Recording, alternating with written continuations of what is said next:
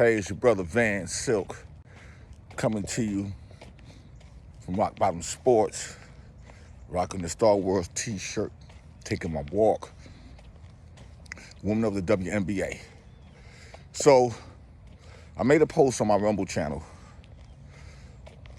about the racism in WNBA, especially from the fans.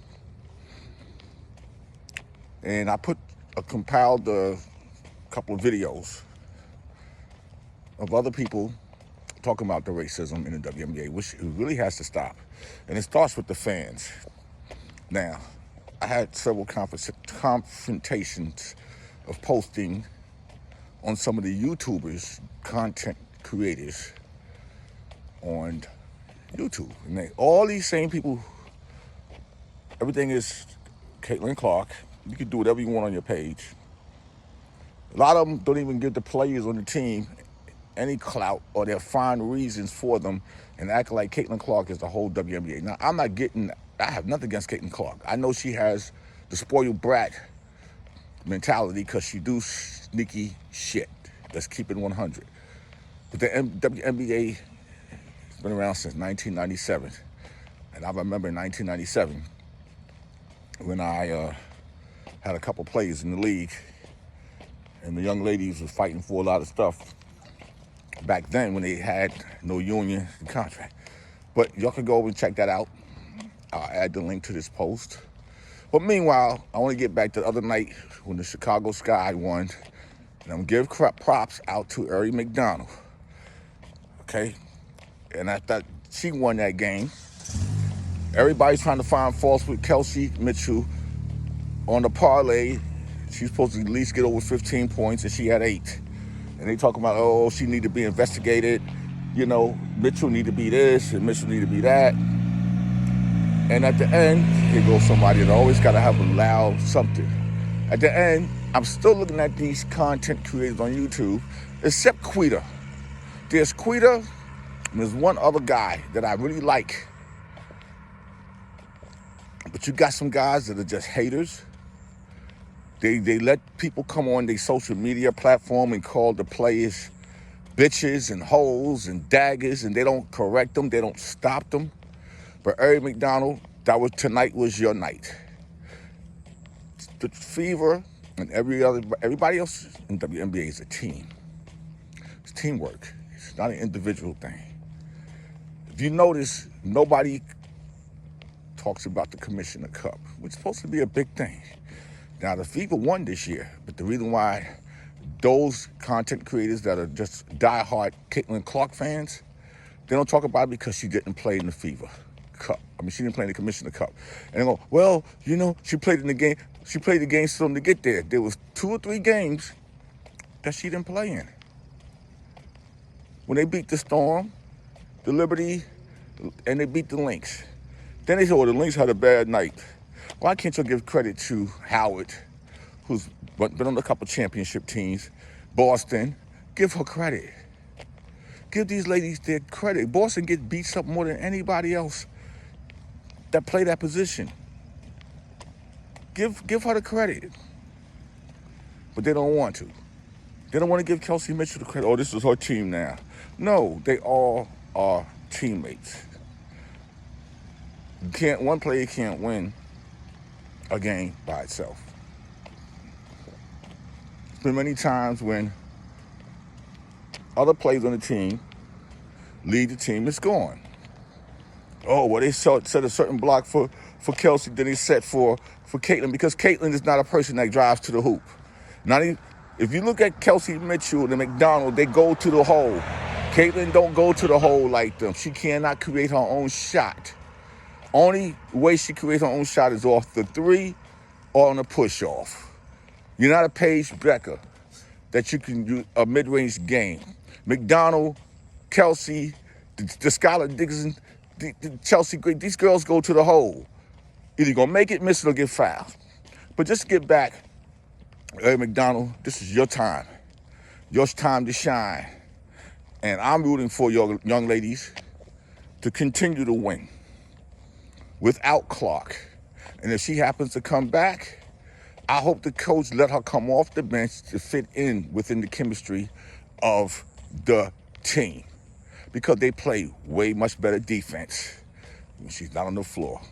Now, I'm going to give some props to Sophie Cunningham because she's a spot-up shooter. But then the same night that Aari McDonald did her thing, it was Sophie Cunningham and Chloe Bibby. Oh, they just find a way to not give props to the black WNBA players. They think that people, if Caitlin ain't playing, the stadiums are empty. Do you actually think the fans in Seattle, Dallas, Washington, Phoenix, do you think the fans care about the Fever when they're fans of basketball and their stadiums are full? Well, when Caitlin comes, they play in bigger stadiums. Okay, so be it. End of the day, crowds don't win championships. Teams do. And I just could say this right now. You might as well just go ahead and give the trophy to the Lynx. Because ain't nobody stopping the Fisher Collier. They got a well-rounded team. Their players all play. They all get the ball. It ain't just one person with the ball. That's what's happening with the Aces right now. They lost two great players. Kelsey Plum and Alicia. What's her name? Alicia. They lost two defensive good players. And the Aces is nowhere in contention this year. It's going to be the Lynx and probably the Liberties. Because those are the two most well-rounded teams in the league. And they got players who go to the hall. They don't have to say, well, so-and-so got to have so many touches and so-and-so got to score so many points. And see, that's the problem with the Fever with Clark on the floor. But when you see without Clark, everybody gets to touch the ball. Listen, Michael Jordan came with the greatest thing. I could score 8 points a quarter and still end up with 32. Aaliyah Boston didn't get started until the fourth quarter. Kelsey Mitchell had 5 fouls. And of course, these referees, they'll call some of the most BS fouls because there was a 3.5 spread in this game. And towards the end of the game, they called some BS fouls because I guess they was trying to get it to the point spread. But at the end of the day, Aari McDonald, girl, you did your thing. And you don't have to score 32 again or whatever your record was, or 27. As long as you play and you keep doing what you're doing, Lexi Hall, all the girls on the Fever, you'll stand strong and keep your head up. Because I want the Clark fans. See, I'm not getting on Caitlin Clark. I'm getting on the Caitlin Clark fans. Oh, well, she's not playing, I'm not watching the game. So that means you're not a Fever fan. One lady who made a post like somebody's grandmother, and I asked her, are you a Fever fan or are you a Clark fan? I'm a Clark fan. Wherever Clark go, I'm a fan. Okay, so right now while she out, you don't have no interest in the Fever team, but if they make it to the playoff, y'all want to find a way to say, well, Caitlin, it was because of Caitlin Clark. No, it's because of her team. Caitlin can't play 5 positions. She could barely play 1 on defense. And I'm going to say it. I'm a fan of Caitlin Clark. I think she's a great point guard. She got a great eye for the floor. And yes, she's a great shooter. But she has no other game than that bringing the ball up the court, finding the open player, and getting your shot. You should have no mid-range game. Everybody needs a mid-range game. Stop worrying about shooting threes. Threes don't win championships. But back here, this is my opinion, my platform, and when I feel that you do good, you do good. But the one thing I'm not going to do, I'm not going to keep pinpointing every time the Fever win, and if Mitchell and Howard carry a team, that goes in my thumbnail. If Chloe Bibby and Sophie Cunningham were the leading scorers that night in double-double or whatever, they go into my thumbnail. I'm not going to put Caitlin Clark on my thumbnail for clickbaits and all that. And then I'm not going to get on the page and talk bad about the other players on the teams. Because that is disgrace. You YouTubers, y'all need to sit up here and check the people that are calling these girls out. They don't call none of the white players' name. They call them, Sophie Cunningham get called an enforcer. Kennedy Carter get called a thug, or a lot of girls get called thugs. But when Alicia Thomas slammed Angel Reese to the floor, I didn't see none of y'all come protecting Angel Reese. It was so sad that even Jason Whitlock, who I really don't agree with, had to even come out and say something to your YouTubers. And see, the only reason why y'all ain't gonna go anywhere, because you're one-dimensional. Some of y'all have the potential to talk basketball, and maybe you can get some of the WNBA players on your platform. But when you just want to sit up here and talk about, hey, clock this and clock that, and she need to go to Europe, and if she leave the league, it's going to fold. Ain't nothing folding because she leave. She's not Jordan, okay? You're not creating billions of dollars in revenues.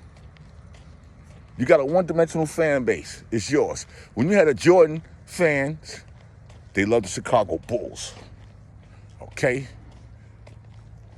You always going to have your favorite player, but you love the Chicago Bulls. All right? You get to understand. 12 players on the team. 156 players in the league. Give them respect and stop disrespecting them. These are women who play hard. If they don't play hard, they get cut. And you can see they've been cutting girls. And thank you to Post Moves, Candace Parker, Leah Boston. I keep calling her Alicia. Leah Boston. Candace Parker is entitled to say what she got to say because she's an OG in the game. And you'll get mad as people's comments is making comments. You know, today people are so sensitive. Oh, she's hating. No, the All-Star game sucks. It did. Okay? It's like Candace Parker's and Cheryl Swoop's not allowed as OGs to have they say in what's going on. They've been in the league. They behind the scenes. Ain't none of y'all YouTubers, ain't none of us behind the scenes that know what's going on. Shut the fuck up. Serious. Change the way you program the channel. Maybe you might be able to get some players to help your channel. Because I know the WNBA is looking at some YouTube channels, because I know somebody at YouTube very high up got the word that they were trying to find one or two of the YouTube channels who reports on the WNBA. But a lot of y'all just talk about one person. So why would anybody want to incorporate your channel when you only talk about one person and you're biased? Only one person. That's like saying every time Drink Champs come on, all we're going to do is talk about Jay-Z. There's other players out here that y'all need to talk about. And maybe y'all can set up interviews with them. Because a lot of these girls don't know how to market and promote themselves, and they need a platform. But if you ain't going to do it, somebody else is going to do it. Trust me when I tell you. I could be a fan of Jordan all day long, but I would not have a channel that's talking about Jordan. Jordan this and Jordan that, or LeBron this or LeBron that. No. There's 156 players your guys could talk to. And what about all the former players that played in the WNBA?